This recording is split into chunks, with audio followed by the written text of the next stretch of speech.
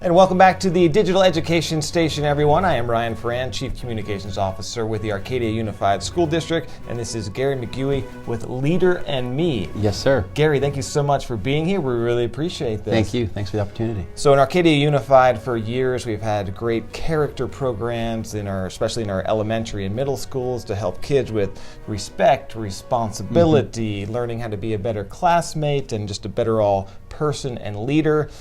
Recently, we went to Leader and Me last year throughout all of our schools so we can kind of have this same program and be united with that same program throughout elementary and middle school. Some of the schools were using different programs, same point, but everyone was really impressed with Leader and Me, seeing results in the students and their leadership. So what is Leader and Me and this model you guys use? Yeah, well, thanks for the opportunity. I think the one thing right off the bat, we want to think of Leader and Me as a process and not a program. I think most educators have been introduced to programs in their careers, and this is a little different. This is a process that starts with every adult in the building, and we like to take all the adults through this 7 Habits of Highly Effective People content, which 90% of Fortune 100 companies train their employees in the 7 habits. So what are the 7 habits? It's principle-centered leadership. Okay. Words like responsibility, integrity, respect. We take the adults through this content, and then the goal is for the adults then to take this back to the classrooms and model and teach the students these same lifelong principles. We really want to challenge students to take on more leadership roles within the classroom. A great question that we love to challenge our teachers: what do we presently do in our classrooms that we could be turning over to the students? It creates good discussion, right? So every student will have a classroom leadership role and school-wide leadership roles. Leadership events, it's more student-led. It's just bottom line. It's giving students a voice. It's empowering the students, and then they start taking it home. So this is really good that we're doing this here, because what's going to happen, parents, is that some of your sons or daughters are going to say, "Hey, Mom, you're not being very proactive today," right? Or you're not thinking win-win. And then we're continually educating the parents, so really appreciate this opportunity. So our staff is currently being trained in this. We put a lot of resources and time, so they have all the knowledge of this. So before we get into the specifics of this leadership process, not a program, nice. What does the training look like for our staff, and how do you work with them to get them up to speed? So it's really interesting, it's a great question. We take them through a 2-day experience of the 7 habits.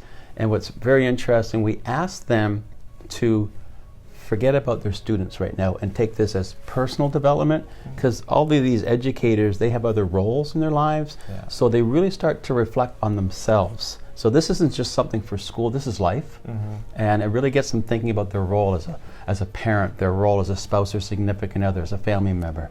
So it really gets them thinking. They have these emotional connections with each other. It's great team building. And then we spend a day with them. How do we implement this in our classrooms? So this process, we call it a crock pot, not a microwave. And that helps. Teachers like to hear that. Yeah. It's not a race. It's not a destination. It's a journey, and it's going to look different at each school, right? It's not a cookie cutter. Right. So once again, it's very, we used to, it's inside out. So me first, then the staff, then the students, and then the families and the community. So it's that crock pot ripple effect. Yeah. So once the teachers and staff, they get trained, so what are some of the specifics they are bringing back to the students in the classroom? Nice. So we asked them, how do we teach these leadership principles to the students? And there's really 3 ways. We call the first one is direct teach, where they actually have on this website called theleaderme.org, there's these lesson plans online, and they can teach the students the 7 habits. We suggest a habit a week for 7 weeks to give them the common language. So, and then step 2, we call it the integrated approach, where we naturally infuse this language of leadership into what we're already doing. And never overuse the language, never use it negatively, but just to bring this language of leadership organically into our classroom. And then most importantly, modeling. Am I modeling these principles? Am I modeling responsibility? Am I modeling accountability?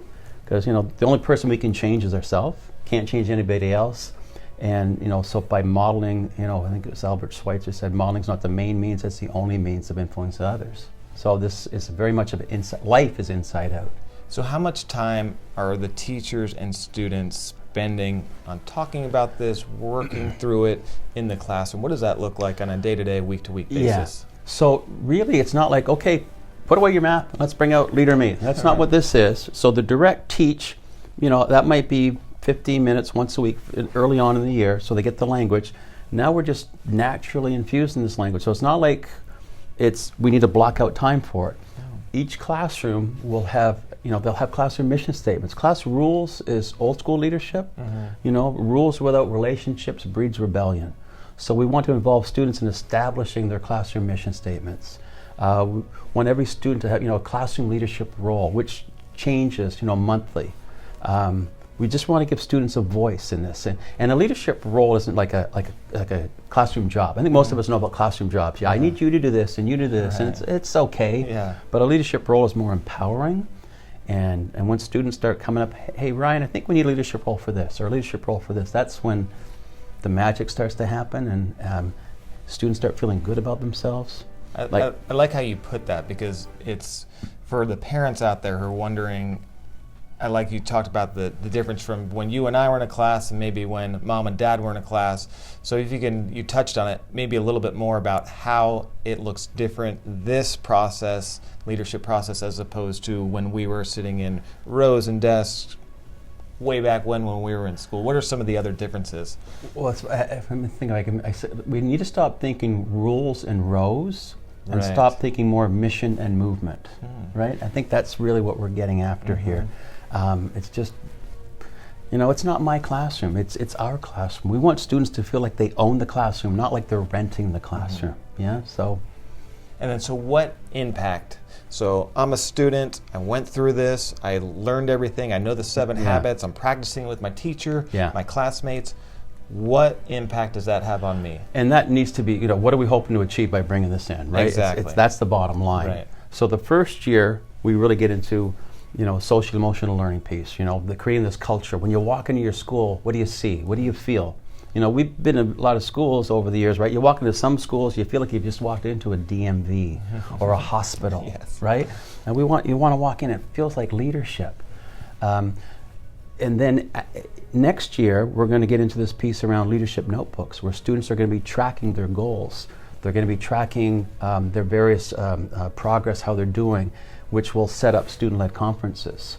So year one, we talk about how do we teach leadership principles to students, how do we create this culture, people feel valued, and then we get into talking about leadership notebooks and goal setting, which impacts academics, right? And it's not just like a 3-year program and then we're done. This is just life, and we want to keep growing with this. I was sharing with your superintendent that many high schools around the country are seeing this for workforce development, because we're hiring these kids, or they're going to colleges, and even colleges are saying, boy, it's great that here's what they have around leadership, on their applications, because that's more and more around leadership, that it's helping them get into some colleges.